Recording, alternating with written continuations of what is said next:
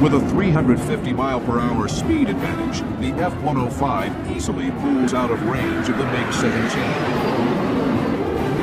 But the Americans must still mount a rescue effort to recover the crew of Cadillac 2.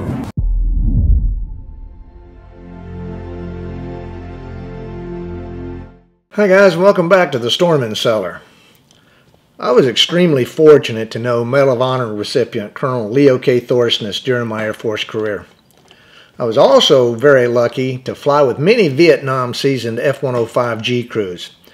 Today we're going to take a look at a video of one of Leo's Wild Weasel missions in Vietnam while flying the Thud. So let's go ahead and take a look at the video and I'll give you my take on the mission as we go along. Major ColLeoK.Thorsness pilots his F-105 Thunder Chief, call sign Cadillac Lee. Behind him sits his electronics warfare officer, Captain Harold Johnson, flying a fighter bomber. They're not meant to dogfight. The F-105 Thunder Chief, or Thud, was originally designed as a high-speed, low-altitude penetration fighter bomber with the capability of carrying one nuclear weapon for a World War III scenario. So unfortunately, it wasn't very agile and definitely not meant for a turning dogfight. On their wing is Cadillac 2, Tom Madison and his backseater Tom Sterling. They're known as Wild Weasels, F-105s tasked with finding surface-to-air missile sites and destroying them. Now, the Wild Weasels typically flew in pairs of two, or a flight of two, and the Weasel's job was to fly in front of the strike package and eliminate any SAMs or surface-to-air missiles, generally before the F-105Ds or F-4s arrived to hit their targets. Now, Johnson's primary job as an EWO, or electronic warfare officer, was to locate, identify, and suppress those SAM sites before the strike package ever arrived. And within minutes, spots a missile trail in the distance. Thorsness knows at the base of it there must be a launcher. He rolls in for his attack, separating from Cadillac 2 to split anti-aircraft fire. Cadillac 2 has been hit by anti-aircraft fire. American airmen faced an ominous threat from AAA or anti-aircraft artillery in North Vietnam. Light anti-aircraft guns in AAA inflicted the heaviest losses on U.S. aircraft. They had over 8,000 pieces strategically spread around key target areas in North Vietnam. When Thorsness punches the afterburner, raw jet fuel is sprayed directly into the exhaust. The F-105 jolts forward, now going 650 miles per hour and closing on the MiG. Nothing could outrun the 105 in Vietnam. It had a max speed of 1,390 miles per hour and Mach 2.1 at 35,000 feet. The Thud could scream. Thorsness leads his target expertly.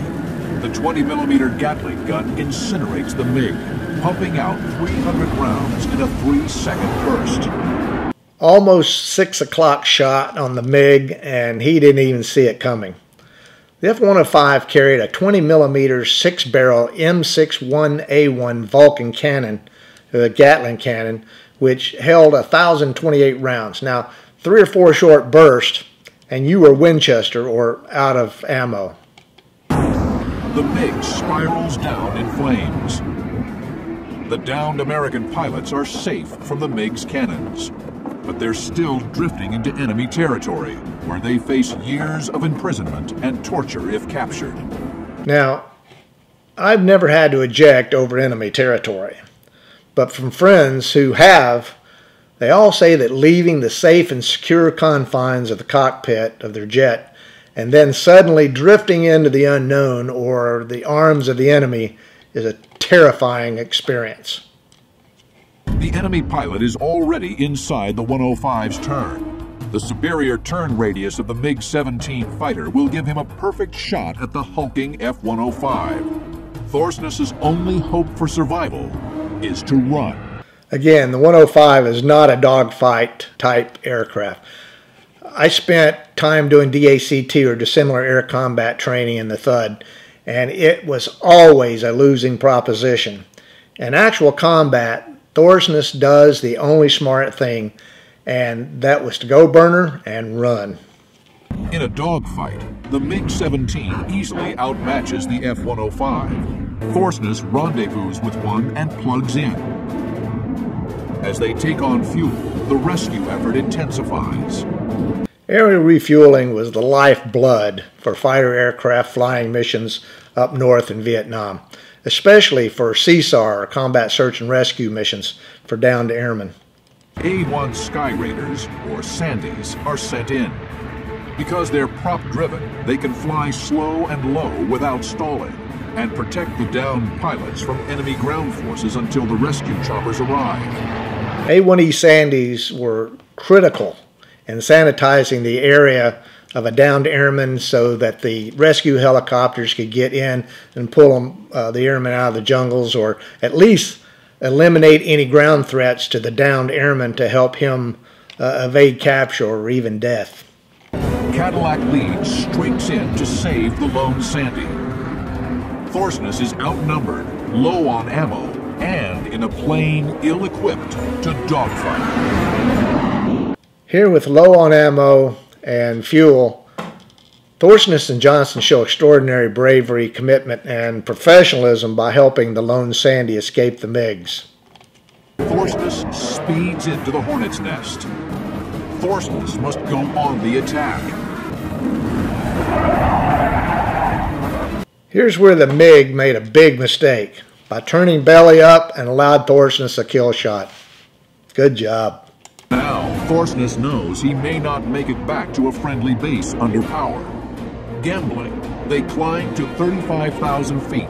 Thorsness only turns his engine on intermittently to maintain the glide. We used to call the Thud the lead sled because it dropped like a rock without engines.